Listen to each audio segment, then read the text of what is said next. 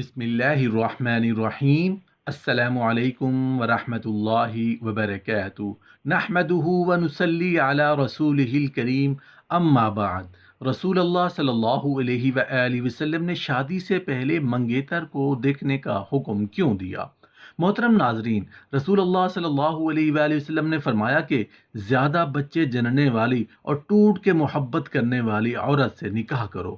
پوچھا گیا، یا رسول اللہ صلی اللہ علیہ وآلہ وسلم، ہمیں کیسے معلوم ہوگا، ہمیں کیسے پتہ چلے گا کہ یہ عورت زیادہ بچے جننے والی ہے؟ رسول اللہ صلی اللہ علیہ وآلہ وسلم کا جواب جاننے کے لیے ویڈیو کو آخر تک ضرور دیکھیے گا۔ سنت طریقہ یہی ہے کہ جب کوئی چیز لینی ہو، خریدنی ہو، تو کم از کم اس چیز کی قیمت 3 لوگوں سے ضرور پوچھ لو۔ جہاں اس چیز کی کوالٹی اچھی اور قیمت کم ملے، پھر وہ چیز خرید لو۔ اسی طرح رسول اللہ صلی اللہ علیہ وآلہ وسلم نے فرمایا کہ شادی سے پہلے، رشتہ کرنے سے پہلے، نکاح سے پہلے اپنی منگیتر کو ضرور دیکھ لو۔ ایسا کیوں کہا گیا؟ اس لیے کہ اگر 2 انسان رشتہ ازدواج میں جڑ جاتے ہیں تو پھر پوری زندگی گزارنی پڑتی ہے۔ ایسا نہ ہو کہ کسی کو کسی چیز پر اعتراض ہو جائے اور پھر اسے پوری زندگی بھگتنا پڑے۔ اس لیے بہتر ہے کہ لڑکا اور لڑکی ایک دوسرے کو پہلے دیکھ لیں۔ ایجاب و قبول کے مخصوص الفاظ کے ذریعے مرد عورت کے درمیان ایک خاص قسم کا دائمی تعلق اور رشتہ نکاح کہلاتا ہے، جو 2 گواہوں کی موجودگی میں ایجاب و قبول کے صرف 2 لفظوں کی ادائیگی سے کنفرم ہو جاتا ہے۔ اللہ تبارک و تعالیٰ نے نکاح کو عبادت کا درجہ دیا، تمام مذاہب میں اس کو حلال قرار دیا۔ قرآن مجید میں اور اپنے آخری پیغمبر رسول اللہ صلی اللہ علیہ وآلہ وسلم کی زبانی جا بجا نکاح کے لیے اپنے بندوں کو ترغیب دی۔ نکاح کے بے حد فوائد اور فضائل ہیں، جن میں سے چند یہ ہیں۔ حضرت عائشہ رضی اللہ عنہا سے روایت ہے کہ نبی کریم صلی اللہ علیہ وآلہ وسلم نے فرمایا کہ نکاح کرنا میری سنت میں سے ہے، اور جو میری سنت پر عمل نہ کرے وہ مجھ سے نہیں۔ اور فرمایا کہ نکاح کرو، بے شک میں اپنی امت کی کثرت پر دوسری امتوں کے مقابلہ میں فخر کروں گا۔ اور جو شخص صاحب استطاعت ہو وہ نکاح کرے، اور جو شخص استطاعت نہ رکھتا ہو، یعنی جو غریب ہو، نکاح کرنے کی طاقت نہ رکھتا ہو، وہ روزے رکھے۔ روزہ قوت شہوانیہ کو توڑنے والا ہے۔ رسول اللہ صلی اللہ علیہ وآلہ وسلم نے ارشاد فرمایا، مسکین ہے وہ مرد جس کی بیوی نہ ہو۔ لوگوں نے عرض کیا، اگرچہ وہ بہت مال والا ہو تب بھی وہ مسکین ہے؟ نبی کریم صلی اللہ علیہ وآلہ وسلم نے فرمایا، ہاں، اگرچہ وہ بہت مال والا ہو۔ پھر فرمایا، مسکین ہے وہ عورت جس کا خاوند نہ ہو۔ لوگوں نے عرض کیا، اگرچہ بہت مالدار ہو تب بھی وہ مسکین ہے؟ نبی کریم صلی اللہ علیہ وآلہ وسلم نے فرمایا، ہاں، اگرچہ مال والا ہو۔ نکاح اللہ تبارک و تعالیٰ کی بہت بڑی نعمت ہے۔ نکاح کرنے سے دین اور دنیا دونوں کے کام اس سے درست ہو جاتے ہیں، اور اس میں بہت فائدے اور بے انتہا مصلحتیں ہیں۔ آدمی گناہ سے بچتا ہے، دل ٹھکانے لگ جاتا ہے، جو اصل حال مقصود ہے، یعنی راحت اور بے فکری، وہ اس مرد کو نصیب نہیں ہوتی جس کی بیوی نہ ہو، اور اس عورت کو بھی راحت نصیب نہیں ہوتی جس کا خاوند نہ ہو۔ اس لیے مال ہونے کے باوجود شادی نہ کرنے والے مرد و عورت کو حدیث میں مسکین سے تشبیہ دی گئی ہے۔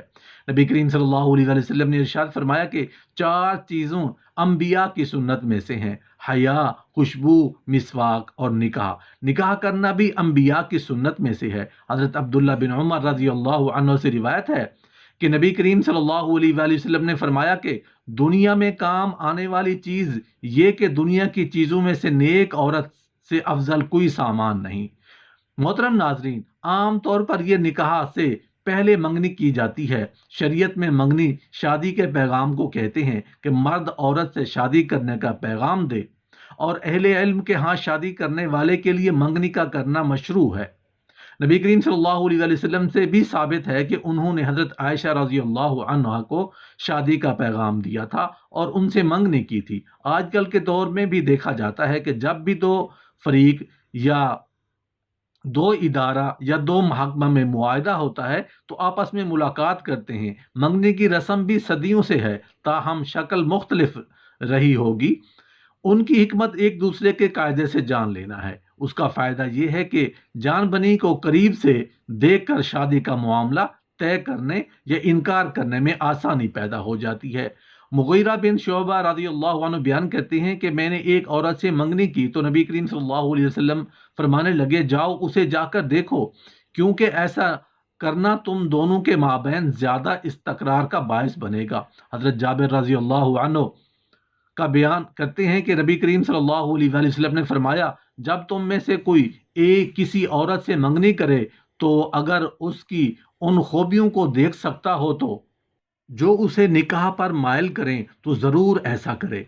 हज़रत जाबिर रज़ी अल्लाह अन्हु कहते हैं कि मैंने एक लड़की से मंगनी की और मैं उसे देखने के लिए छुप जाया करता था, हत्ता कि मैंने उसका वो कुछ देखा जिसने मुझे निकाह की दावत दी तो मैंने उससे शादी कर ली। हज़रत अबू हुरैरा रज़ी अल्लाह अन्हु बयान करते हैं कि मैंने नबी करीम सल्लल्लाहु अलैहि वसल्लम के पास था तो एक शख्स नबी करीम सल्लल्लाहु अलैहि वसल्लम के पास आया और कहा कि मैंने एक अंसारी औरत से शादी की है।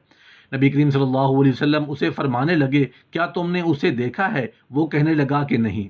तो नबी करीम सल्लल्लाहु अलैहि वसल्लम ने उसे कहा कि जाओ उसे जाकर देखो, क्योंकि अंसार की औरतों में कुछ होता है, यानी अंसारी औरतों की आंखें छोटी होती हैं।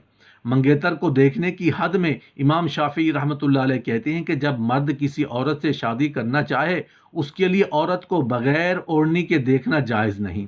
हाँ, उसका सर ढांपने हुए की शक्ल में सिर्फ चेहरा और हाथ उसकी इजाज़त के बगैर भी देख सकता है। जमहूर उलमा कराम के यहाँ मंगेतर का चेहरा और हथेलियाँ देखना मुबाह है, इसके लिए कि चेहरा खूबसूरती और जमाल पर या फिर बदसूरती पर दलालत करती है और हथेलियाँ औरत के बदन के नहीफ या मोटा तरखेज होने पर दलालत करती हैं। अगर मंगनी करने वाला अपने इरादा में पुख्ता और शादी करने के लिए पहले से तैयार है तो ऐसे शख्स को इस्लाम चेहरे और हथेलियों के देखने की इजाज़त देता है, बल्कि उसके लिए ये भी मुनासिब है कि कुछ मखलिस बड़ी बूढ़ी औरत को लड़की के घर भेजे ताकि वो लड़की के अखलाक और उसके चाल चलन का अंदाज़ा करें। लड़के को भी चाहिए कि वो अच्छी तरह से जायज़ा ले और अपनी आने वाली नस्लों के बारे में गौर व फिक्र करे, इसलिए कि माँ बाप की आदतें आने वाली नस्लों में ज़रूर सरायत करती हैं। अनस बिन मालिक रजी अल्लाह अन्हु बयान करते हैं कि नबी करीम सल्लल्लाहु अलैहि वसल्लम ने एक औरत से शादी करना चाही तो एक औरत को उसे देखने के लिए भेजा और उससे कहने लगे उसके अगले दांत सूंघना और उसकी एड़ियों के ऊपर वाले हिस्से को देखना। हज़रत माकल बिन यसार रजी अल्लाह अन्हु कहते हैं कि एक आदमी ने नबी करीम सल्लल्लाहु अलैहि वसल्लम के पास आकर कहा कि मुझे एक औरत मिली है जो हसब और मर्तबा वाली है, लेकिन उससे औलाद नहीं होती, क्या मैं उससे शादी करूं? आपने उसे उससे शादी करने से मना फरमाया। फिर वो दूसरी मर्तबा आया और वही बात अर्ज करने लगा। आप सल्लल्लाहु अलैहि वसल्लम ने फिर मना फरमाया। फिर वो तीसरी मर्तबा आया, वही बात करने लगा तो नबी करीम सल्लल्लाहु अलैहि वसल्लम ने इरशाद फरमाया कि ऐसी औरत से निकाह करो जो शौहर से मोहब्बत करने वाली हो और जिससे औलाद ज़्यादा पैदा हो, क्योंकि मैं क़यामत के दिन दूसरी उम्मतों के मुकाबला में अपनी उम्मत की कसरत पर फ़ख्र करूँगा। तो नबी करीम सल्लल्लाहु अलैहि वसल्लम ने फरमाया, कंवारी लड़कियों से निकाह करो, क्योंकि वो शीरी दहन, ज़्यादा बच्चे पैदा करने वाली और थोड़ी चीज़ पर खूब राज़ी रहने वाली होती हैं।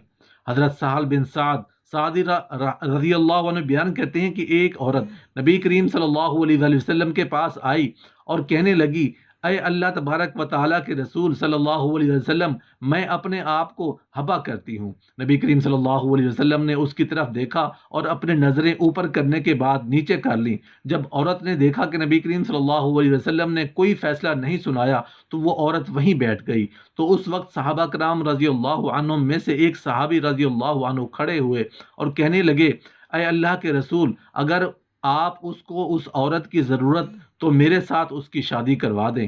नबी करीम सल्लल्लाहु अलैहि वसल्लम ने फरमाया कि तेरे पास कुछ है, यानी माल वगैरह? तो उस सहाबी रज़ी अल्लाह अन्हु ने जवाब दिया कि मेरे पास कुछ भी नहीं है। नबी करीम सल्लल्लाहु अलैहि वसल्लम ने फरमाया, जाओ अपने घर वालों के पास देखो, हो सकता है कुछ मिल जाए। वो सहाबी रज़ी अल्लाह अन्हु गया और वापस आकर कहने लगे, मुझे कुछ भी नहीं मिला। नबी करीम सल्लल्लाहु अलैहि वसल्लम ने फरमाया, देखो अगर लोहे की अंगूठी ही मिल जाए। वो गया और वापस आकर कहने लगा, अय अल्लाह के रसूल सल्लल्लाहु अलैहि वसल्लम, اللہ کی قسم لوہے کی انگوٹھی بھی نہیں ملی، لیکن میرے پاس یہ چادر ہے، اس میں سے نصف اسے دیتا ہوں۔ نبی کریم صلی اللہ علیہ وسلم نے فرمانے لگے، اس کا تم کیا کرو گے؟ اگر اسے تم باندھ لو تو اس پر کچھ بھی نہیں ہوگا۔ وہ شخص نبی کریم صلی اللہ علیہ وسلم کی یہ بات سن کر بیٹھ گیا، اور جب زیادہ دیر بیٹھا رہا تو اٹھ کر چل دیا۔ نبی کریم صلی اللہ علیہ وسلم نے اسے جاتے ہوئے دیکھا تو اسے واپس بلانے کا حکم دیا۔ جب وہ واپس آیا تو نبی کریم صلی اللہ علیہ وسلم فرمانے لگے، تجھے کتنا قرآن آتا ہے؟ اس نے جواب دیا، فلاں فلاں صورت آتی ہے۔ نبی کریم صلی اللہ علیہ وسلم نے فرمایا، کیا اسے زبانی پڑھ سکتے ہو؟ وہ کہنے لگا، جی ہاں۔ نبی کریم صلی اللہ علیہ وسلم فرمانے لگے، جاؤ، میں نے جو تمہیں قرآن کریم حفظ ہے اس کے بدلے میں اس کا مالک بنا دیا۔ وہ بیوی حاصل کرو جو ایمان والی ہو اور آخرت کے کاموں میں تمہاری مدد کرے۔